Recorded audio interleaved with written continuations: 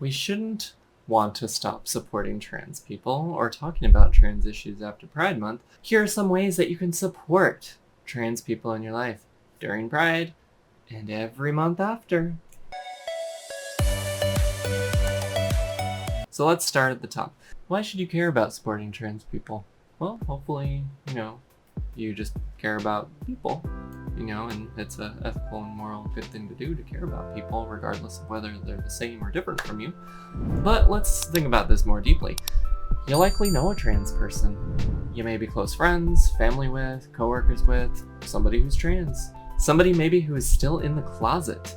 You may know a trans person without knowing that you know a trans person.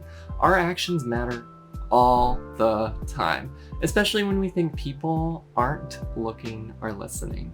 We can't be fair weather allies, only allies when it suits us. We want to be continuously creating environments that are safe, that are inclusive. Imagine having a coworker who is exploring their trans identity, but maybe doesn't feel quite comfortable coming out yet. You don't know that they're trans, but imagine how they might feel if you say something like, "Can't we just stop talking about trans issues?"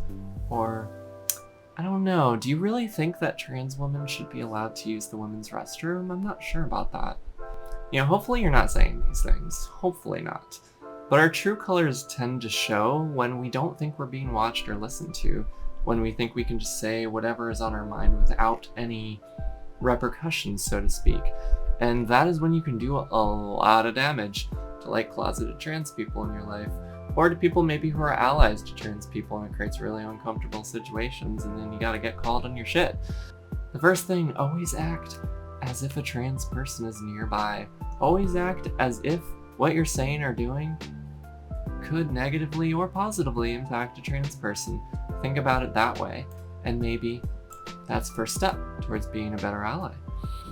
Obviously, you've probably heard this next one many times, but it's important to educate yourself on the issues. Read those books about the trans. Reflect on your identities, whether you're cisgender or transgender, heterosexual or queer, whether you're white or black or Asian or indigenous or Hispanic.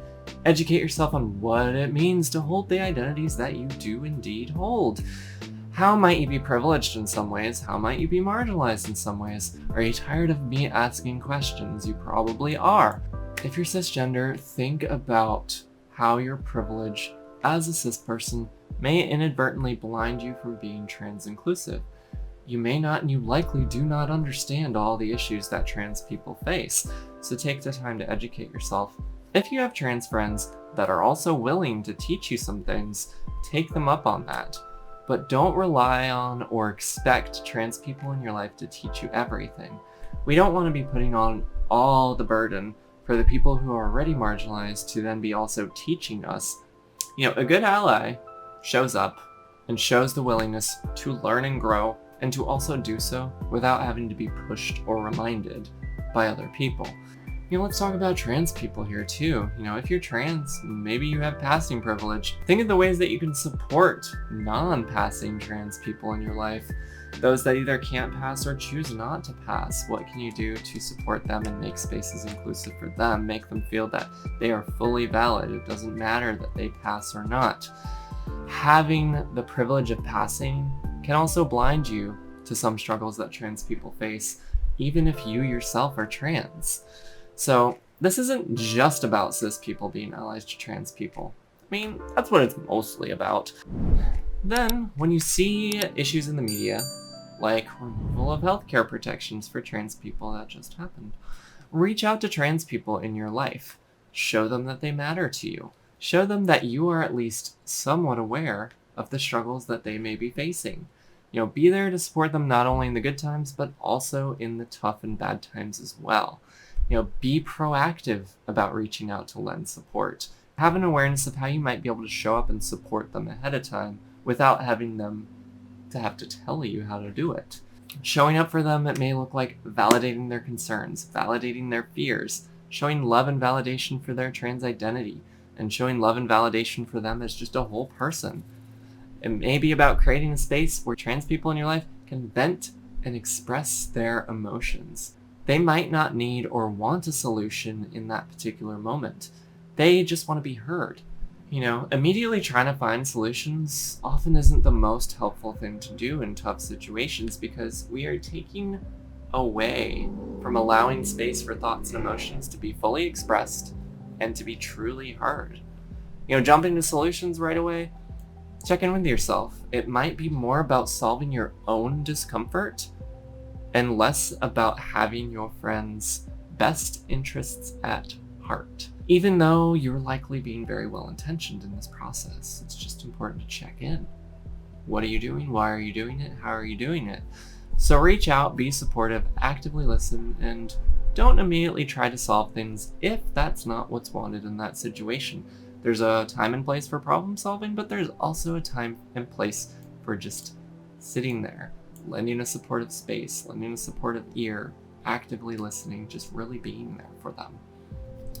So next thing, display things that show your support for trans people. Think about your office. Think about your classroom. Think about how you dress. Think about how you present yourself. Think about all the different ways that you can show support. Visually show that support. Putting up trans flags, putting up slogans that show you support and are aware of trans lives and issues. Put your pronouns on name tags, put them in emails. This is a way to highlight that you understand the importance of asking for and acknowledging pronouns. Put bumper stickers, put buttons on your purse, put them on your backpack. It may feel a little silly or tacky, but creating that space can send that message to trans people out there that you are safe. This can be life-saving for a trans person who doesn't yet have a support network, a trans person who might not be out yet and may not know where to go. But I urge you to revisit the topic of educating yourself here, because if you're going to be sending signals that your space is safe and that you're a safe and affirming person, be sure you know how to actually do that, because you could cause more harm than good if you invite people into your space, but then you go about trying to support them in insensitive or unhelpful ways because you just don't know how to do it helpfully. Don't put up these signs of support because it's trendy to support trans people. Do it because you actually support trans people and actually want to be there to support them when they need it. The messages you convey need to be backed up by concrete, inclusive, affirming, and sensitive action. Your actions determine whether or not you are actually truly an ally, despite whether or not you call yourself an ally. You are not necessarily an ally simply because you label yourself as such. You gotta show it through not just your words, but also your actions. So these are just a few things that you could do to show up for the trans people in your life, regardless of how you identify, regardless of who you are.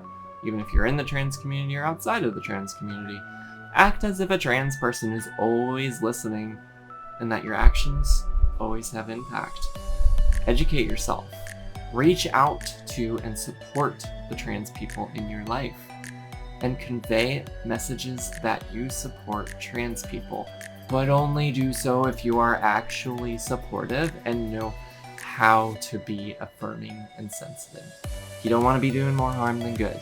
So let me know down below in the comments what you think of these ally recommendations. Are there other things you think people can do to be trans allies? What are some of the things people in your life have done to show that they are truly an ally to you and trans people as a whole? What are some of the things you are doing to be an ally yourself? And as always, thank you so much for watching, and Tipsy and I love you all so very much and hope that you are staying safe and healthy and as strong as possible during this tough time.